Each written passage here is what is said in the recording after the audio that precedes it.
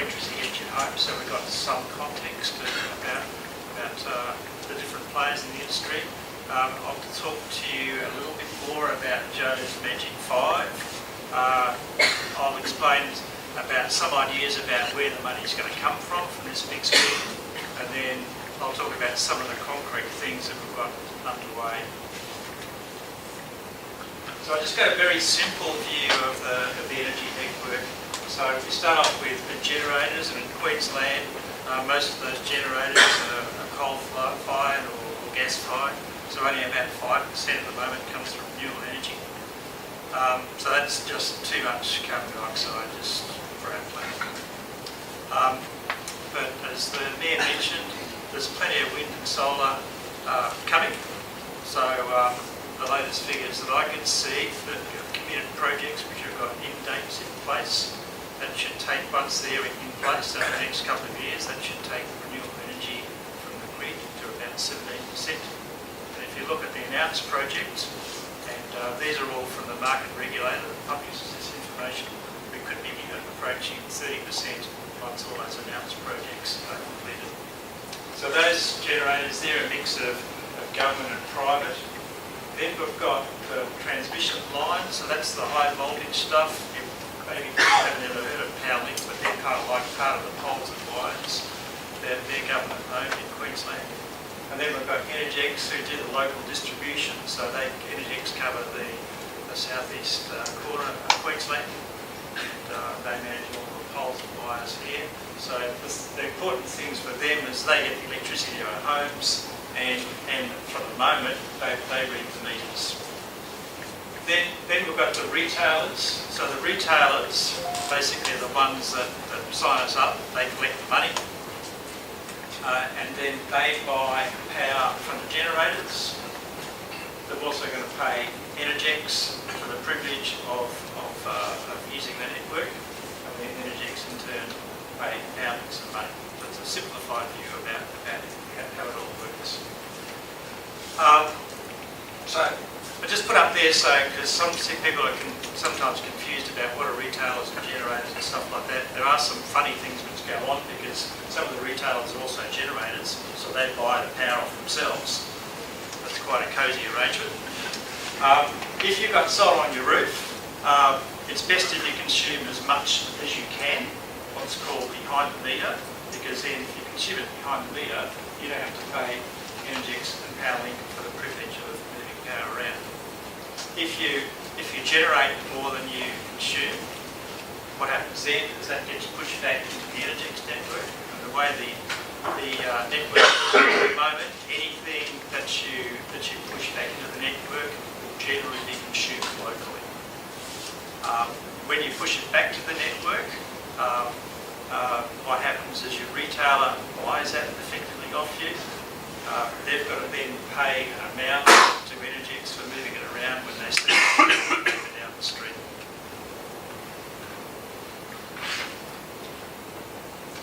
So just pick up on some. I'm the numbers guy, so just Joe told the sales story. There's some. It's all correct, but just some of the detail. So as I said, Energex do the meter readings until we get smart meters, and they approve all the connection devices to the network and so on, including your PV and so on. So they're important for this. And they're actually pretty good. They provide some good analytics to the public. I've had some discussions with them about having further breakdown, which will help us work through some detail of possibilities. And they said that that's coming. So they give breakdowns by local government area and postcode and things like the consumption for residential and business, and how much connected PV there is, and how much electricity is fed back to the grid from PV, from solar panels, i.e. that's the amount which isn't self-consumed. So yeah, that's how we get then the 300 gigawatt hours for the local government area. So you can see the averages per day and the number of customers, dwellings. The numbers, the percentage here sometimes varies a little bit because it depends on whether you're counting actual dwellings or whether you're counting metering points. And that's why some of the numbers vary a bit.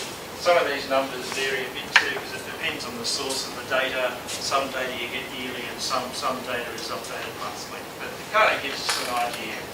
So as Joe said, we've got 25 megawatts installed. So yeah, a conservative figure, instead of saying 50 is 40 to 45, but that depends on the sort of conditions, age of panels and things. So we can see then with our current solar panels, we're doing not too bad. About 15% of Noosa's electricity comes on people's roofs. So as I said, the feed-in is then shared with others down the street. So now just look at the magic number of 5 about how we do that.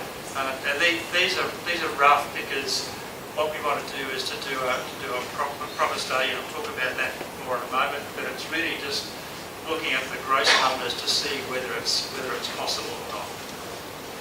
So as Joe said, we can argue about the differences there, but we're just trying to do a first cut to see whether it's possible. We definitely think it is.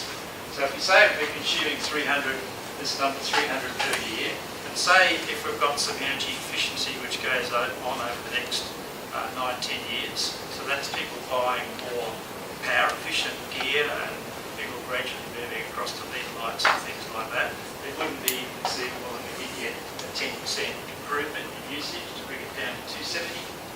Our current PV produces 40 to 45, so 5 times extra gives us 200, so you can measure the numbers, which lines up fairly much with what we consume.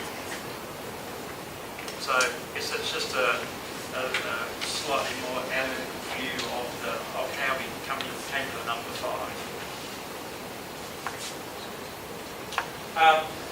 Just going to look at residential and business. So these are the numbers which are published by Energex, and there's also a body called the Australian Photovoltaic Institute, which does a good job about turning this all into map data.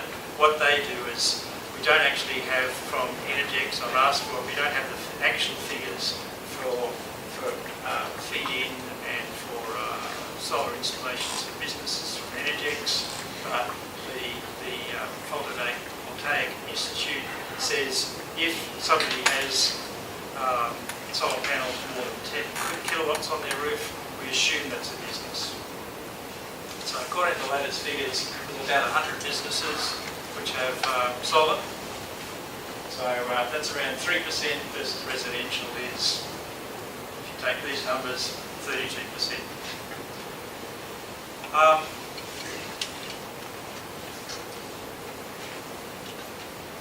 So if we assume, well, from the previous slide we saw that business consumes about 6 times more than what a household does.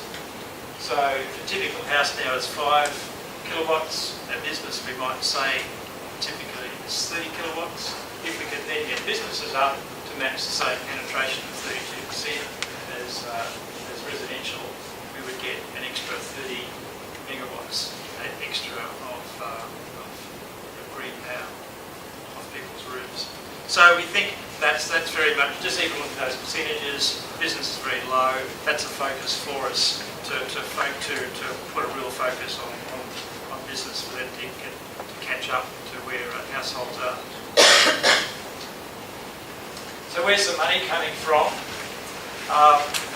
Current costs a kilowatt of solar panel costs about $1. So the 125 megawatts extra we figure that the PV or renewable energy would require will be around about $125 million. So if we look at the spend that there is on electricity, so residential 170 gigawatts hours. So say if we use a typical rate of 20 to 28, now that's kind of like an average number because that bundles up your daily charge, your night rate, your economy rate, and your ordinary rate. So I've kind of checked that with one of the energy efficiency guys to come up with that sort of number. And then typically business, if you use the same sort of calculations, they pay somewhere between 15 and 18 cents a kilowatt hour. So bundling all those up, if you do the maths, annual spend of $60 to $70 million. So over the years to 2026, $600 million is a fair amount of money. We need to find 125, but sort of the numbers that Joe talked about, and on the next slide I'll show you some of the payback figures. It's not inconceivable that if we take some of that money we were going to spend anyway and invest it on renewables, we're going to come out fine. And that sort of was this is the sort of argument that was put to council in the Sunshine Coast for the justification for doing their Eldora 15 megawatt farm down there. They basically said the council's going to spend this much money on electricity over the next, I can't remember, over the next period, whether it's 10 years, 20 years. So therefore, they were going to spend it anyway, so if they reinvest in a different way, they still come out in front. Typical payback figures for if you're putting solar panels on your roof these days is for Sunshine Coast. So if you consume everything, so that's probably more typically for a business. If you kind of undersize things and you use most of your electricity during the day, you can expect to have your investment paid off in about 3 years. If you're more likely, say, a household, and if you consume half and export half, you can expect 4 to 5 years payback. Or if you want to turn that into kilowatt hour costs, if you were to have your panels for 20 years, assume you're going to use half, you can expect your electricity cost over that 5-year period to be less than 5 cents a kilowatt hour. So the numbers work out pretty well. So now just on to some of the things that we've been doing. So with that pretty large spend of $125 million to meet our goal, that's a big spend of money, and we'd like to see the lion's share of that being done by local renewable energy businesses here in Noosa. So that's the installers, the guys doing the job, their suppliers. It'd be much better if that was done rather than people come from down south, interstate and so on to do that. So we've been talking to local installers, so we've got some of them today here. Yep, stand up, guys.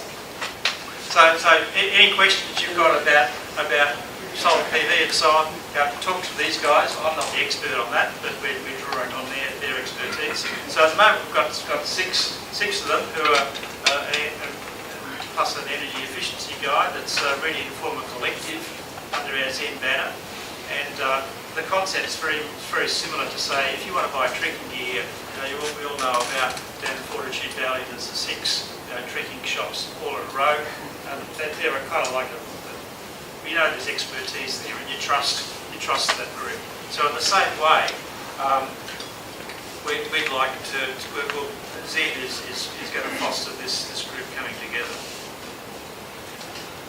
So some of the things that we'll be doing with that is to provide what we're calling an energy info hub. So we'll get information together, trusted information. So it can be good value to people coming to that. We'll showcase and publicise some of the great studies we've got around in Noosa. It'll help consolidate the expertise and work with some of the guys, and generally people in the renewable energy business are only too keen to share their knowledge. It's not an industry where everybody tries to keep their own little pocket of expertise. It's amazing about how much sharing is going on. So that in turn then should lead to an environment where we've got this trusted group, and then by showcasing the benefits, we expect to create an environment where people really do want to invest in renewable energy. So to that end, we've got a business workshop scheduled for the end of October. So the focus will be there on solar on industrial roofs. So stay tuned for that, and also more about the collective of renewable energy suppliers.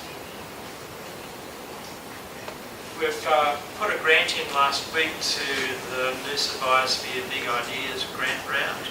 So what we're proposing there is a project done by an expert that's done it before, which will help us to come in and identify the most efficient and cheapest mix of renewable energy and energy efficiency technologies to get to our goal.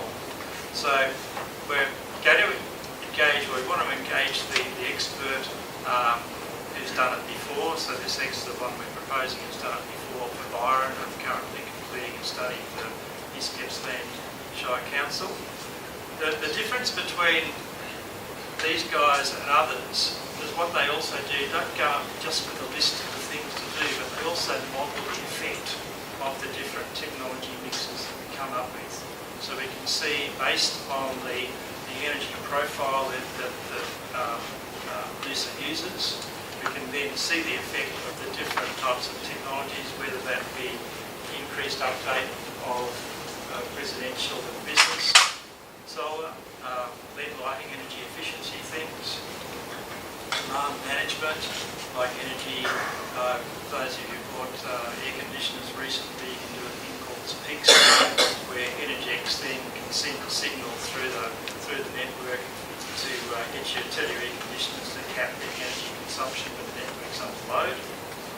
Load shifting is things like moving a night rate hot water service. So if there's abundance of electricity through solar during the day, it kind of makes sense to use that night rate during the day when the sun's shining, rather than at the moment it's run at night because the coal-fired stations can't shut down, so they've got excess, so they say use it up. Batteries to store when the sun's shining and discharge for the morning and afternoon peak, and solar farms both locally here and beyond, because we may not be able to get enough solar on roofs to reach the goal. So if you want, if you can, go onto our website and read our submission for that.